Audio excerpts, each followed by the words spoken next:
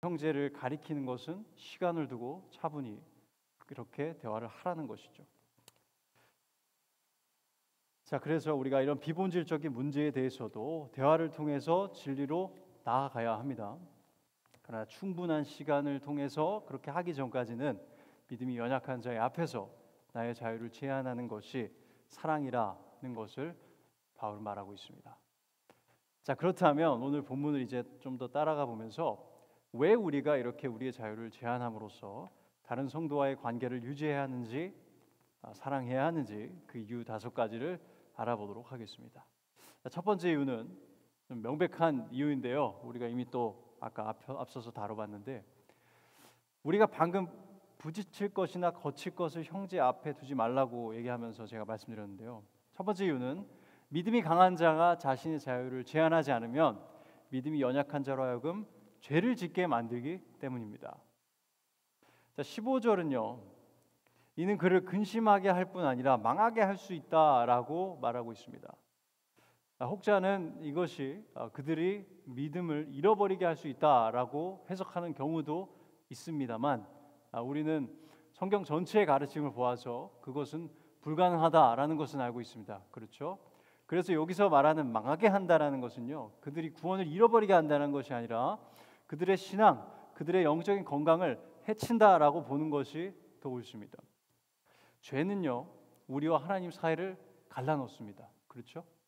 우리가 원래 죄인으로 살 때 우리는 하나님으로부터 떨어져서 있었습니다. 단절되어 있었죠. 영적으로 죽은 상태였습니다. 이사야서 59장 1절 2절은 이렇게 말하고 있습니다. 여호와의 손이 짧아 구원하지 못하심도 아니오, 귀가 둔하여 듣지 못하심도 아니라 오직 너희 죄악이 너희와 너희 하나님 사이를 갈라놓았고 너희 죄가 그의 얼굴을 가리어서 너희에게서 듣지 않으시게 함이니라. 죄악은 항상 사람과 하나님 사이를 갈라놓습니다. 이는 그리스도인과 하나님과의 관계에서도 부분적으로 적용이 됩니다. 자, 그리스도인은 이미 죄를 사함 받았기 때문에 죄를 짓더라도 하나님과의 관계가 변할까요? 변하지 않을까요? 변하지는 않습니다. 여전히 하나님은 우리의 아버지가 되시고요, 우리의 하나님이 되시고 우리의 구주가 되십니다. 요한일서 2장 1절 이렇게 증언하죠. 나의 자녀들아, 내가 이것을 너희에게 쓰면 너희로 죄를 범하지 않게 함이라. 만일 누가 죄를 범하여도 아버지 앞에서 우리에게 대언자가 있으니 곧 의로우신 예수 그리스도시라. 우리는 여전히 죄를 짓습니다. 슬프게도 죄를 짓죠. 하지만 우리가 예수 그리스도를 통해서 하나님께 나아갈 수 있습니다. 바로 그 자리에서요. 이것은 참으로 놀랍고 기가 막힌 그런 특권입니다. 자, 그러나 우리가 죄를 지으면요, 우리의 어떤 관계는 변하지 않아도 뭐가 문제가 생기죠? 그 친밀함에, 그렇죠? 그 친밀함에 문제가 생깁니다. 시편 66편 18절은요 이렇게 증언합니다. 내가 나의 마음에 죄악을 품었더라면 주께서 듣지 아니하시리라. 자, 그리고 베드로전서 3장 7절에는 이런 구절이 있습니다. 저희 남편분들이 정신이 바짝 드는 그런 구절인데, 남편들아 이와 같이 지식을 따라 이해하면서라는 뜻입니다. 너희 아내와 함께 동거하고 그를 더 연약한 그릇이요 또 생명의 은혜를 함께 이어받을 자로 알아 귀히 여기라. 이는 너희 기도가 막히지 아니하게 하려 함이라. 자, 이 구절에서 베드로는요 그리스도인 남편들의 기도가 막힐 수 있다라는 놀라운 말을 합니다. 남편들의 하나님과의 관계에 친밀함에 문제가 생길 수 있습니다. 뭐를 하면요? 바로 아내를 사랑하지 않으면, 아내와 이해하며 살지 않고 조심스럽게 다루지 않고 귀하게 여기지 않는다면 하나님께서 그런 그리스도인 남편들의 기도를 듣지 않으신다라는 뜻입니다. 좀 섬뜩하죠? 관계가 변하는 건 아닙니다. 하지만 그 친밀함에는 문제가 생깁니다. 뭐를 통해서요? 바로 죄를 통해서 그렇습니다. 남편들이 아내를 향해서 죄를 짓고 있다면 하나님께서 그 남편들의 기도를 듣지 않으시겠다는 것입니다. 자, 그래서 이런 하나님과의 관계의 변화는 없지만 우리가 죄를 지을 때마다 하나님과의 친밀함에 계속 문제가 생긴다는 점을 우리가 알 수 있습니다. 자, 우리가 우리의 자유를 믿음이 연약한 형제자매 앞에서 제한해야 하는 이유는요, 그렇게 하지 않으면 우리가 그들로 하여금 죄를 짓게 만들 수 있기 때문입니다. 다른 그리스도인이 나로 인해서 죄를 짓게 된다면 그것은 절대 우리가 원하는 것이 아니겠죠. 그렇죠? 이것이 우리가 우리의 자유를 믿음이 연약한 자 앞에서 제한해야 하는 이유입니다. 그로 죄를 짓지 않게 하기 위해서입니다. 두 번째 이유는요, 그를 위해서 그리스도께서 죽으셨기 때문입니다. 15절 이렇게 말하고 있습니다. 만일 음식으로 말미암아 내 형제가 근심하게 되면 이는 내가 사랑으로 행하지 아니함이라. 그리스도께서 대신하여 죽으신 형제를 내 음식으로 망하게 하지 말라. 예수님께서 위하여 죽으신 형제를 죄를 짓도록 만드는 것은 그리스도인으로서는 생각도 할 수 없는 일입니다. 예수님이 무엇 때문에 이 땅에 오셨고 죽으셨죠? 바로 우리의 죄 때문입니다. 베드로전서 2장 22절에서 25절은 이렇게 증언하고 있습니다. 그는 죄를 범하지 아니하시고 그 입에 거짓도 없으시며 욕을 당하시되 맞대어 욕하지 아니하시고 고난을 당하시되 위협하지 아니하시고 오직 공의로 심판하신 이에게 부탁하시며 친히 나무에 달려 그 몸으로 우리 죄를 담당하셨으니 이는 우리로 죄에 대하여 죽고 의에 대하여 살게 하려 하심이라. 그가 채찍에 맞음으로 너희는 나음을 얻었나니 너희가 전에는 양과 같이 길을 잃었더니 이제는 너희 영혼의 목자와 감독 되신 이에게 돌아왔느니라. 예수님께서 십자가에 달려 돌아가실 때, 하나님 아버지의 진도를 담당하실 때 바로 믿음이 연약한 자와 믿음이 강한 자 모두의 죄를 위해서 죽으신 것입니다. 그렇다면 우리가 나의 먹고 입고 듣고 행동한 자유를 즐기기 위해서, 모든 곳에서 즐기기 위해서 다른 형제나 자매가 죄를 짓도록 해서 되겠습니까? 그것은 예수님의 십자가에서의 대속을 무시하는 그런 행동이 아니라고 할 수가 없습니다. 예수님께서 그의 죄를 위해서 대신 죽으셨기 때문에 우리는 형제 자매가 죄를 짓게 될 것을 만약에 안다면, 모른다면 어쩔 수 없겠지만 안다면 나의 자유를 제한할 수 있어야 합니다. 그것이 성숙한 신앙이고 서로를 향한, 또 그리스도를 향한 사랑의 모습입니다. 세 번째 이유를 보겠습니다. 세 번째 이유는 뭘까요? 본문 17절에서 19절에 나와 있는데요, 한번 다시 읽어보겠습니다. 하나님의 나라는 먹는 것과 마시는 것이 아니요 오직 성령 안에 있는 의와 평강과 희락이라. 이로써 그리스도를 섬기는 자는 하나님을 기쁘시게 하며 사람에게도 칭찬을 받느니라. 그러므로 우리가 화평의 일과 서로 덕을 세우는 일을 힘쓰나니. 아멘. 자, 우리가 우리의 자유를 제한해야 하는 세 번째 이유는요, 하나님의 나라의 특성은, 곧 하나님 나라의 백성의 특성은요, 무엇을 먹고 무엇을 마시느냐에 있지 않기 때문입니다. 하나님의 나라는 그런 외부적인 요소로 구별되지 않습니다. 하나님의 나라는 그 백성들의 의로움과 화평과 희락과 같은 성령의 열매로 특징이 지어집니다. 고대 이스라엘 왕국은요, 하나님의 나라로서 다른 나라와 내부적으로 또 외부적으로 구별을 짓기 위해서 하나님의 음식 규례를 비롯한 다양한 외부적인 규례들을 주셨습니다. 그렇게 이스라엘은요, 다른 나라 사람들과 구별이 되었습니다. 그들은 하나님의 법을 따르는 자들로서 참된 하나님이 없는 그 이방 민족들과 구별되었습니다. 그것이 하나님의 목표였고, 하나님이 보여주고 싶었던 것은 하나님의 백성은 이런 모습이다. 그들의 마음은 이렇고 그들의 겉은 이렇다. 그래서 그들로 하여금 하나님께로 돌아오게 하는, 하나님께로 오도록 하는 그런 도구가 되도록 이스라엘 백성들을 그렇게 만드셨던 겁니다. 그래서 그런 법을 주셨던 거예요. 그러나 시간이 갈수록 어땠습니까? 이스라엘 백성들은 마음으로는 하나님의 법을 따르지 않았고요, 외부적인 요소만을 이렇게 쏙 빼서 따랐습니다. 그런 그들의 모습은 하나님의 분노를 샀습니다. 저희가 이사야서 1장을 보면요, 하나님의 분노를 볼 수 있습니다. 제가 11절부터 17절 읽어드리겠습니다. 여호와께서 말씀하실 때 너희의 무수한 재물이 내게 무엇이 유익하뇨? 재물은 가져오는 거죠, 그렇죠? 그러나 이렇게 말씀하십니다. 나는 수장의 번제와 살찐 짐승의 기름에 배불렀고 나는 수송아지나 어린 양이나 순염소의 피를 기뻐하지 아니하노라. 너희가 내 앞에 보이러 오니 이것을 누가 너희에게 요구하였느냐? 내 마당만 밟을 뿐이니라. 헛된 재물을 다시 가져오지 말라. 분향은 내가 가증히 여기는 바요. 월삭과 안식일과 대회로 모이는 것도 그러하니 성회와 아울러 악을 행하는 것을 내가 견디지 못하겠노라. 내 마음이 너희의 월삭과 정한 절기를 싫어하나니 그것이 내게 무거운 짐이라 내가 지기에 곤비하였느니라. 너희가 손을 펼 때에 내가 내 눈을 너희에게서 가리고 너희가 많이 기도할지라도 내가 듣지 아니하리니 이는 너희의 손에 피가 가득함이라. 너희는 스스로 씻으며 스스로 깨끗하게 하여 내 목전에서 너희 악한 행실을 버리며 행악을 그치고 선행을 배우며 정의를 구하며 학대받는 자를 도와주며 고아를 위하여 신원하며 과부를 위하여 변호하라 하셨느니라. 자, 그들은 외부적인 요소만을 따랐습니다. 그렇죠? 재물을 가져왔고요, 절기들을 지켰습니다. 그러나 그들의 마음은 하나님으로부터 멀어져 있었습니다. 그러한 그들의 악한 마음은 무엇에서 드러났죠? 그들의 매일매일의 삶 속에서 가족과 이웃과 관계에서 고스란히 드러났습니다. 하나님의 나라는요, 이렇게 무엇을 먹는지, 무엇을 먹지 않는지, 언제 어떤 제사를 드리는지 안 드리는지에 대한 것이 처음부터 아니었습니다.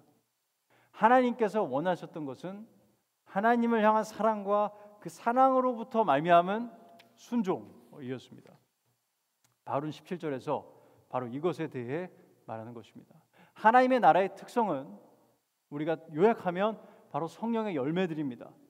그들의 마음에 하나님을 향한 두려움과 사랑이 가득한 사람들이 바로 하나님의 나라의 백성들입니다.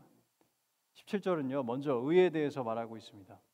자, 하나님의 백성들은 의로운 사람으로 점점 변해갑니다. 완벽한 의를 예수 그리스도에게서 받아서 이제 하나님 앞에서 의롭다 칭함을 받았고, 또 실제로 삶 속에서도 계속해서 점점 의로운 삶으로 변해가게 됩니다. 그들은 모든 삶의 영역에서 의를 행하기 위해 진정으로 노력하게 됩니다. 어디서 무엇을 하든 그들의 마음에는 하나님을 두려워하는 마음이 있고, 그 마음은 그들의 모든 행동을 인도합니다. 잠언 16장 6절은 이렇게 말합니다. 인자와 진리로 인하여 죄악이 속하게 되고 여호와를 경외함으로 말미암아 악에서 떠나게 되느니라. 그들의 마음에 여호와를 경외함이 있기 때문에 죄를 떠나게 되는 것입니다. 이렇게 하나님을 경외하는, 두려워하고 사랑하는 그리스도인의 삶은요, 그래서 점점 실질적인 의로 가득 차게 됩니다. 자, 두 번째로 그들의 마음에는 이 참된 평강이 있습니다. 빌립보서 4장 6절 7절 이렇게 증언하고 있죠. 아무것도 염려하지 말고 다만 모든 일에 기도와 간구로 너희 구할 것을 감사함으로 하나님께 아뢰라. 그리하면 모든 지각에 뛰어난 하나님의 평강이 그리스도 예수 안에서 너희 마음과 생각을 지키시리라. 아무것도 염려하지 말고 기도와 간구로 아뢰면 하나님의 평강이 우리 안에 있게 됩니다. 그리스도에는 이렇게 마음의 평강이 점점 강해지고 커지는 그런 사람들입니다. 하나님의 백성들은 점점 더 선명해지는 그 평강을 마음에 가지게 됩니다. 모든 것을 운행하신 하나님께서 우리의 왕이시며 우리 아버지 되시기 때문입니다. 자, 그분이 나의 모든 삶을 인도하실 것을 알고 믿고 신뢰하기 때문입니다. 그래서 이런 평강을 누리며 사는 사람들이 바로 하나님의 백성들입니다. 세 번째로 하나님의 나라에는 희락이 있습니다. 시편 16편 11절에서는 이렇게 증언합니다. 주께서 생명의 길을 내게 보이시리니 주의 앞에는 충만한 기쁨이 있고 주의 오른쪽에는 영원한 즐거움이 있나이다. 하나님의 앞에 있는 자는 충만한 기쁨을 가지게 됩니다. 상황에 따라 없어지는 희락이 아니라 어떤 상황에도 꺼지지 않는 기쁨이 있습니다. 예수님은 요한복음 15장에서 포도나무와 가지 비유를 하시면서 나의 안에 거하라 라고 명령하셨습니다. 그리고 11절에서 이렇게 말씀하셨습니다. 내가 이것을 너희에게 이름은 내 기쁨이 너희 안에 있어 너희 기쁨을 충만하게 하려 함이라. 예수님은 우리 안에 기쁨이 넘치게 되기를 원하십니다. 그리고 예수님은 그렇게 하실 수 있습니다. 우리는 계속 예수님 안에 거하고 그렇게 그분의 말씀에 순종하며 그분 안에 거하다 보면 그리스도 안에 있는 기쁨이 우리 안에 충만히 거하게 됩니다. 요동치는 삶 속에서도 우리는 때로 이 기쁨을 충만히 만끽하지 못하지만 우리가 그럼에도 불구하고 계속 그리스도 안에 거하면 우리 안에는 분명 세상이 알지 못하는 기쁨이 있다는 것을 알게 될 것입니다. 이렇게 하나님의 나라는 먹고 마시는 것이 아니라 날로 충만해져가는 희락으로 기쁨으로 또 의로 특징지어집니다. 그렇기 때문에 바울은 말하는 겁니다.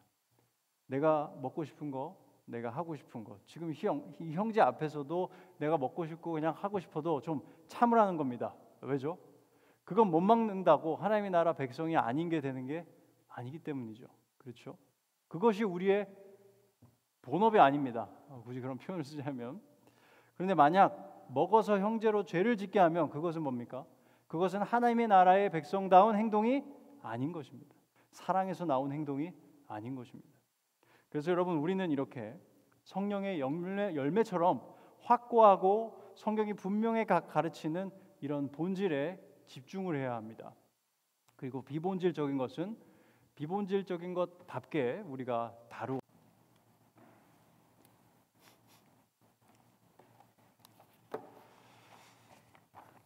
네, 저희가 한 4주 만에 다시 로마서로 돌아왔습니다. 네, 그동안 이제 계속 인내해 주셔서 감사드리고 오늘 말씀은 로마서 14장을 보도록 하겠습니다.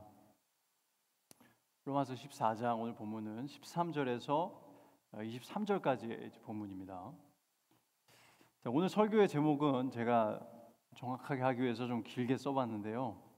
이 비본질적인 문제에 대한 나의 자유 제한하기라는 제목입니다. 그리스도인의 연합과 다양성 이제 세 번째 시간인데요. 오늘 본문은 이 로마서 14장에서 15장 13절까지 이어지는 이제 큰 대목의 일부분인데요. 이 큰 대목의 주제는 바로 믿음이 연약한 자, 믿음이 강한 자 간의 관계입니다.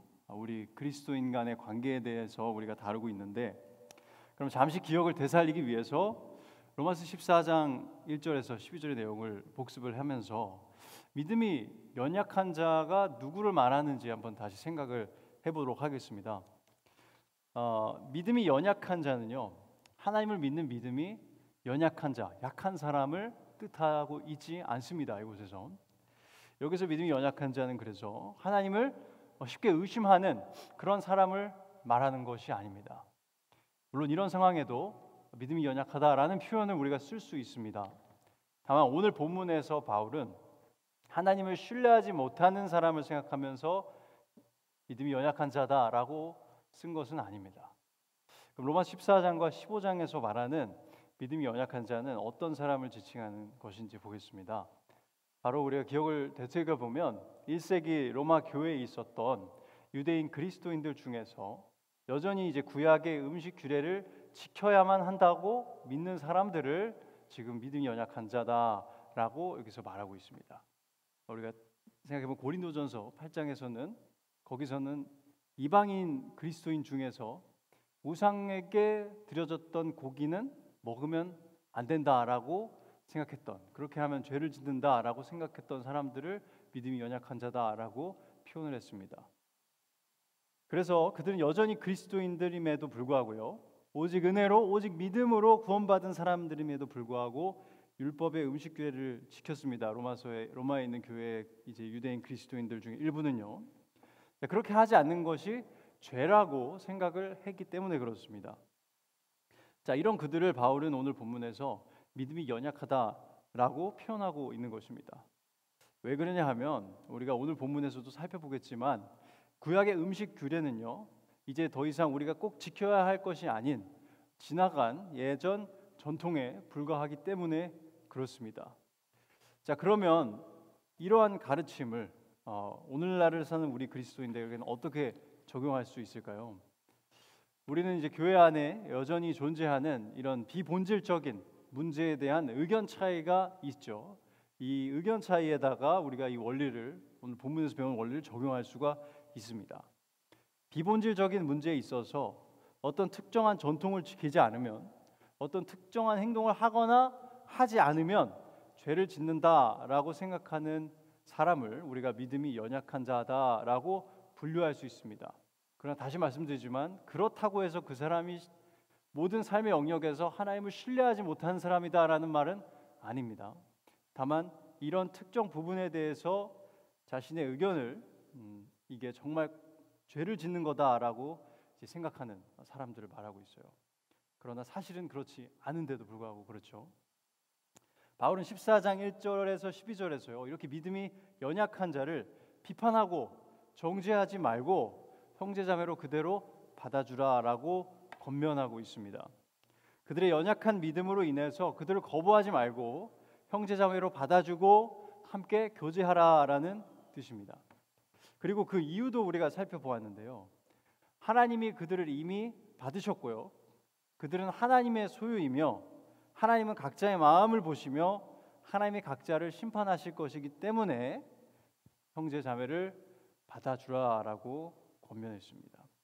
그래서 우리가 한 신학자의 문구로 이 가르침을 정리를 했는데요. 본질적인 것에는 일치를, 비본질적인 것에는 자유를, 모든 것에는 사랑을 이라는 문구였습니다. 자, 그러면 이제 오늘 본문을 읽으면서 비본질적인 문제에 있어서 이런 충돌이 있을 때 우리가 그들을 받아줄 뿐 아니라 믿음이 강한 자가 자신의 자유를 그 앞에서 포기할 수도 있어야 한다라는 바울의 가르침을 배워보도록 하겠습니다.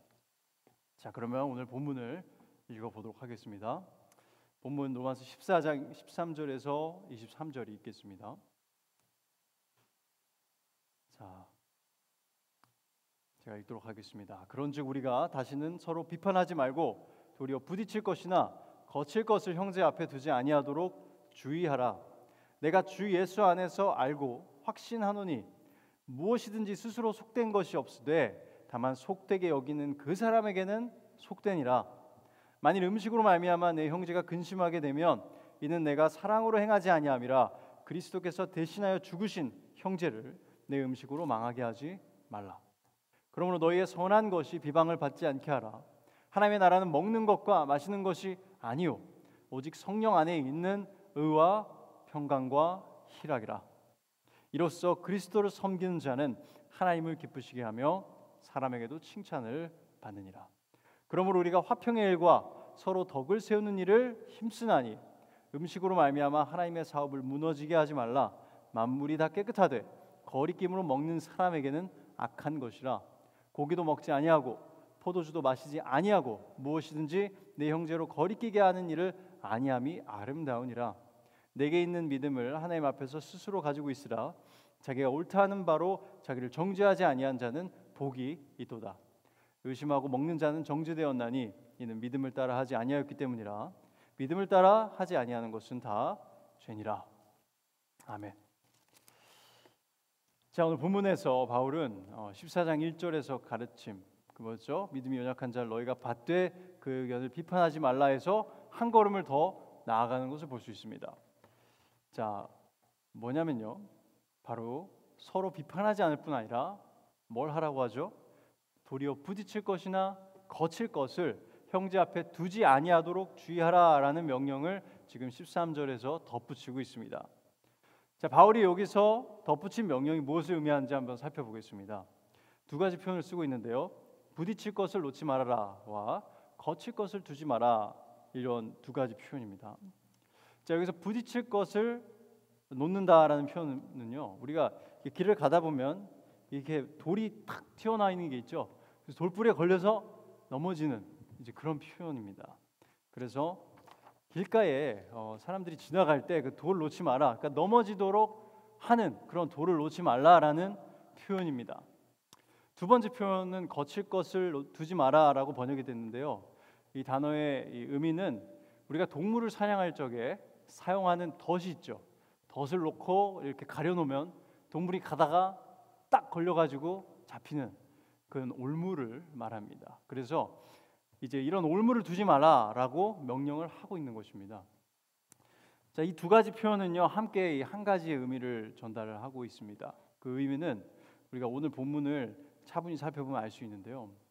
먼저 15절을 보면 우리가 이렇게 읽을 수 있습니다. 만일 음식으로 말미암아 내 형제가 근심하게 되면 이는 내가 사랑으로 행하지 아니함이라. 그리스도께서 대신하여 죽으신 형제를 내 음식으로 뭐 하지 말라고요? 망하게 하지 말라라고 말하고 있습니다. 자, 음식으로 형제를 망하게 한다. 이것은 형제로 넘어지게 한다. 형제 앞에 올무를 놓는다와 유사한 의미가 있습니다. 자, 그런데 아직 음식으로 어떻게 형제를 망하게 하는지, 정확하게 망하게 하는 게 무엇인지가 아직 확실하진 않죠. 그래서 20절, 21절, 23절도 한번 보겠습니다. 자, 20절은 이렇게 말합니다. 음식으로 말미암아 하나님의 사업을 무너지게 하지 말라. 만물이 다 깨끗하되 거리낌으로 먹는 사람에게는 악한 것이라. 고기도 먹지 아니하고 포도주도 마시지 아니하고 무엇이든지 내 형제로 거리끼게 하는 일을 아니함이 아름다우니라. 23절이요. 의심하고 먹는 자는 정죄되었나니 이는 믿음을 따라하지 아니하였기 때문이라. 믿음을 따라하지 아니하는 것은 다 죄니라. 자, 혹시 어떻게 음식으로 형제를 망하게 하는지 느낌이 오시나요? 여기서 믿음이 연약한 자는 저희가 살펴보았듯이 특정한 음식, 즉 레위기 11장에 금지된 고기 혹은 정해진 규례대로 도축되지 않은 고기를 먹으면 죄를 진다고 생각하는 그리스도인들입니다. 자, 이런 그들이 금지된 고기를 먹으면 하나님 앞에서 죄를 지는 걸까요? 아닐까요? 죄를 지는 게 됩니다. 왜 그렇죠? 레위기서 11장에 금지된 고기를 먹으면 안 돼서가 아니라 안 된다고, 그것이 죄라고 스스로 믿고 있기 때문에 그렇습니다. 스스로 그렇게 여전히 믿고 있는 사람에게는 그 고기를 먹는 것이 알고도 죄를 짓는 것이 되는 것입니다. 그래서 우리가 만약에 그런 믿음을 갖고 있는 형제 앞에서 그 고기를 맛있게 먹으면 어떻게 될까요? 이 형제가 그걸 보고 담력을 얻어서 자기도 먹을 수도 있겠죠. 그렇게 되면 그것으로 인해서 그 형제가 뭘 하게 되는 거죠? 죄를 짓게 되는 것입니다. 자, 그런데 바울은요, 레위기 11장의 규례와 또 이렇게 코셔 방식으로 도축되지 않은 고기를 먹어도 괜찮다는 것을 알았을까요? 몰랐을까요? 알았죠. 그렇죠? 14절과 20절에서요 분명하게 얘기를 하고 있습니다. 스스로 무엇이든지 스스로 속된 것이 없으되 다만 속되게 여기는 그 사람에게는 속되니라. 20절에서도요 만물이 다 깨끗하되 거리낌으로 먹는 사람에게는 악한 것이라 라고 분명하게 그 사실을 명시하고 있습니다. 음식 중에는 실제로 혹은 스스로 속된 것은 없습니다. 그러나 속되다고 생각하는 사람이 그것을 먹으면 그게 양심을 따라하지 않았기 때문에 죄가 되는 것입니다.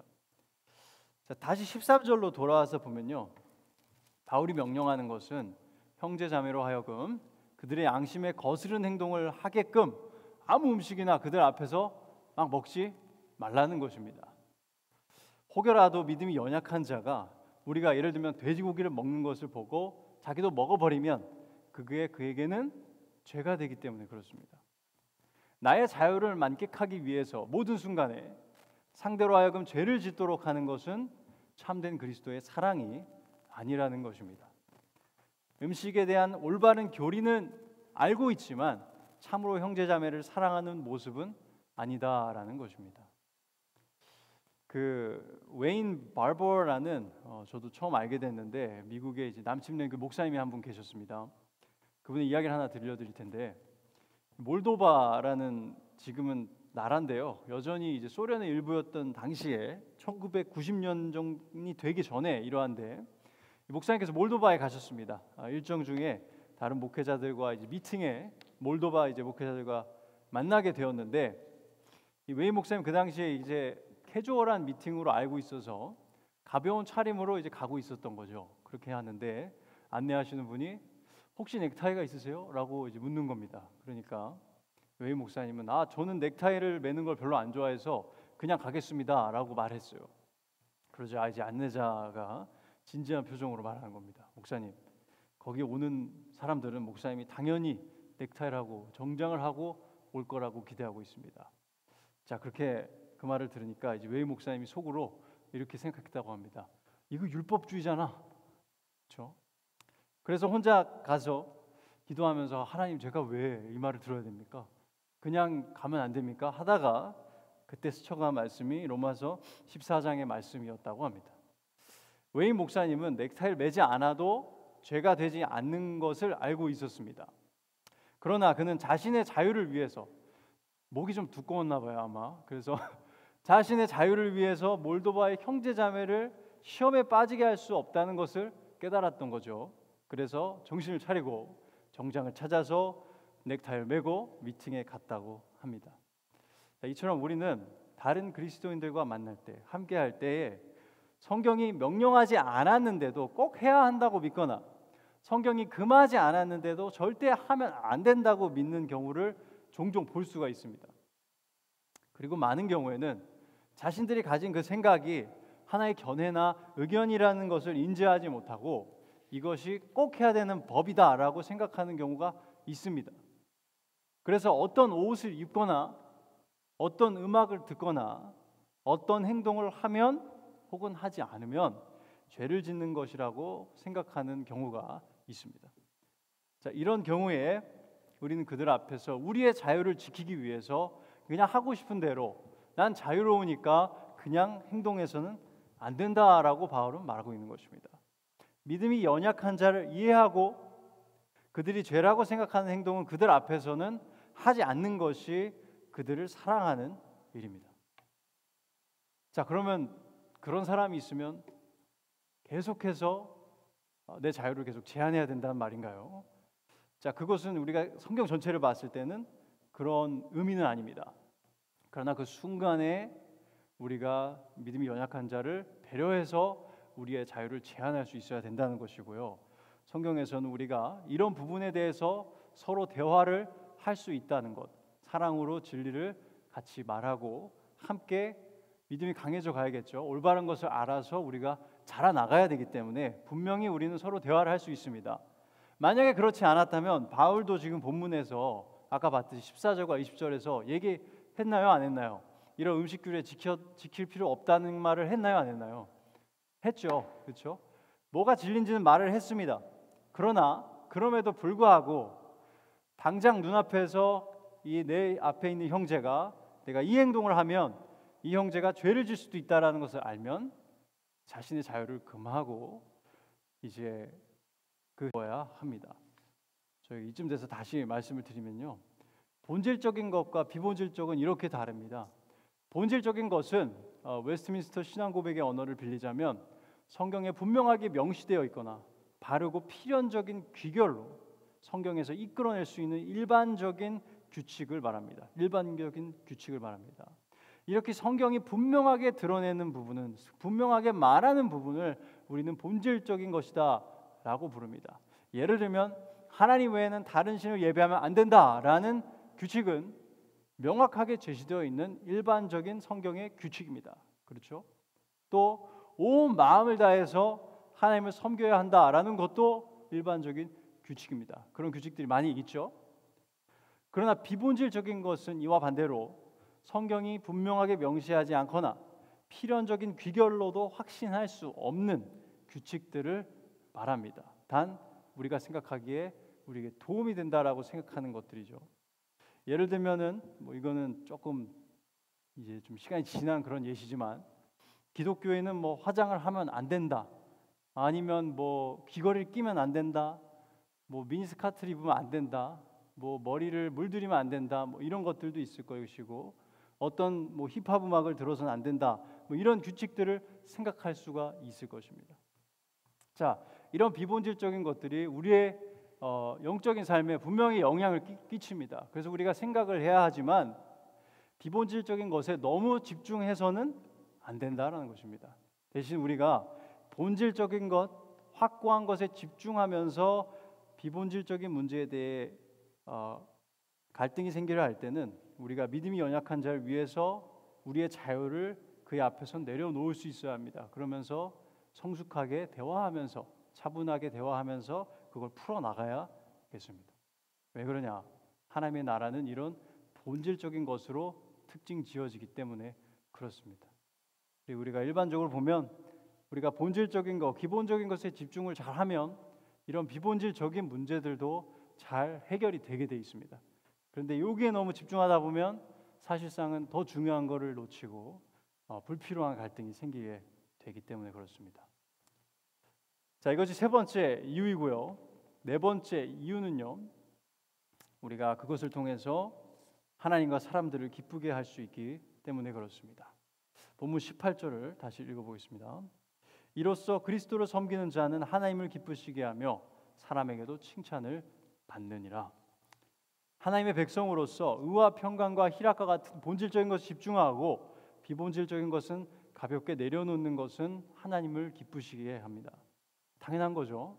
자신의 자유를 다른 형제의 영적 건강을 위해서 제한하는 그런 희생적인 사랑을 보여주기 때문에 그렇습니다. 항상 내가 하고 싶은 대로 하는 게 우리의 죄성인데, 죄인들을 위해서 자신의 생명을 내어주신 예수님처럼 자신의 자유를 잠시라도 내려놓는 것이기 때문에 그렇습니다. 이렇게 다른 사람을 사랑하면 하나님만 기뻐하시는 것이 아니라 당연히 주변 그리스도인들도 알아보고 칭찬하게 되어 있습니다. 그리스도의 자녀로서 그 자녀답게 행동하기 때문이고, 또 그렇게 함으로써 교회의 연합이 이루어지고 불필요한 갈등이 생기지 않게 하기 때문에 그렇습니다. 자, 이제 마지막으로 20절을 보면요, 다섯 번째 이유를 발견할 수 있습니다. 음식으로 말미암아 하나님의 사업을 무너지게 하지 말라. 만물이 다 깨끗하되 거리낌으로 먹는 사람에게는 악한 것이라. 내가 먹고 싶은 거 당장 믿음이 연약한 형제 앞에서 먹겠다고 하나님의 일을 무너뜨리면 안 되기 때문에, 하나님의 일을 방해해서는 안 되기 때문에 우리는 우리의 자유를 제한할 수 있어야 합니다. 하나님은 우리 모두의 안에 내주하시면서 우리를 변화시켜 가십니다. 한 땀 한 땀 정성스럽게 우리를 성화시켜 가십니다. 이것이 하나님의 일입니다. 빌립보서 2장 13절에 이렇게 말하죠. 너희 안에서 행하시는 이는 하나님이시니 자기의 기쁘신 뜻을 위하여 너희에게 소원을 두고 행하게 하시나니. 우리 안에서 행하시는 이는 하나님이십니다. 그렇기 때문에 우리가 다른 형제로 하여금 죄를 짓게 만든다면 그것은 곧 우리의 하나님의 일을 방해하는 그런 방해꾼의 역할을 하게 되는 것입니다. 자, 그 방해하는 역할은 원래 누가 하죠? 사단이 하는 일입니다. 그것을 우리가 해서는 안 되겠습니다. 우리는 하나님의 소유이기 때문에 그렇습니다. 그렇기 때문에 우리는 형제가 죄라고 생각하는 일이라는 것을 안다면 그의 앞에서는 아무리 내가 자유가 있어도 해서는 안 됩니다. 그의 영혼을 위해서, 그 안에서 일하시는 하나님의 영광을 위해서 우리는 우리의 자유를 제한해야 합니다. 우리에게 그것이 죄가 아니라도 그 행동이 죄라고 믿는 사람이 그 일을 하면 그에게는 죄가 되기 때문입니다. 그것을 우리가 23절에서 배우죠. 의심하고 먹는 자는 정죄되었나니 이는 믿음을 따라 하지 아니하였기 때문이라. 믿음을 따라 하지 아니하는 것은 다 죄니라. 이게 죄라고 믿으면서도 하면 그게 죄가 된다는 것입니다. 자, 그래서 믿음을 따라 자신의 양심을 따라서 행동을 하지 않도록 우리가 우리의 자유를 제한하고, 또 그런 비본질적인 문제에 대해서는 충분한 시간을 두고 대화를 하면서 함께 성장해 가도록 하는 것이 아름다운 그리스도인의 모습입니다. 여러분, 그런데요, 우리가 이제 실제로 이렇게 살려고 하면 어떨까요? 다른 교인들과의 관계가 즐겁기만 하고 편하기만 하지는 않을 수 있습니다. 그래서 이렇게까지 내가 배려를 해줘야 되나? 라는 생각이 솔직히 들 수가 있습니다. 그러나 우리가 그럴 때마다 예수님을 기억했으면 좋겠습니다. 예수님은 물론 이렇게는 생각 안 하셨겠지만, 내가 이렇게까지 해야 되나? 십자가까지 져야 하나? 내가 내 자유를 이렇게까지 희생해야 하나? 라고 생각할 수 있었을 것 같습니다. 물론 죄악된 생각이라 하시지 않으셨겠지만, 믿음이 연약한 형제자매를 위해서 내가 자유롭게 먹고 마시고 입고 하는 행동들을 절제함으로써 하나님께 영광을 돌리고 서로를 세워주는 것이 우리가 예수님을 닮는 또 다른 모습이라고 믿습니다. 그래서 우리 교회가 이 본질적인 것에는 정말 확고한 일치를 가지고, 비본질적인 것에는 자유를 가지되 지혜롭게 대화하고, 모든 것에는 사랑을 더하는 그런 아름다운 교회가 되었으면 좋겠습니다. 기도하도록 하겠습니다. 하나님 감사합니다. 오늘 말씀을 통하여서 또 저희가 이렇게 함께 그리스도인으로서 함께 살아갈 때에 생기는 여러 가지 또 의견의 차이가 있는데 특별히 또 본질적인 문제라면 우리가 확고하게 하고 넘어가야겠지만 또 비본질적인 문제에 있어서는 저희가 서로를 더 넓게 포용하고 또 이해하고 또 그러나 그걸 넘어서 또 믿음이 연약한 형제를 위해서 우리의 자유를 제한할 수 있는 그런 성숙한 사랑을 할 수 있도록 도와주시옵소서. 하나님, 그리고 그런 모든 일에 대해서 또 우리가 진지하게 또 성숙하게 대화하면서 우리가 계속해서 그리스도 안에서 자라나갈 수 있는 그런 저희 성숙한 그런 교회가 저희 모두가 되기를 간절히 소망하며 예수 그리스도의 이름으로 기도드렸습니다. 아멘.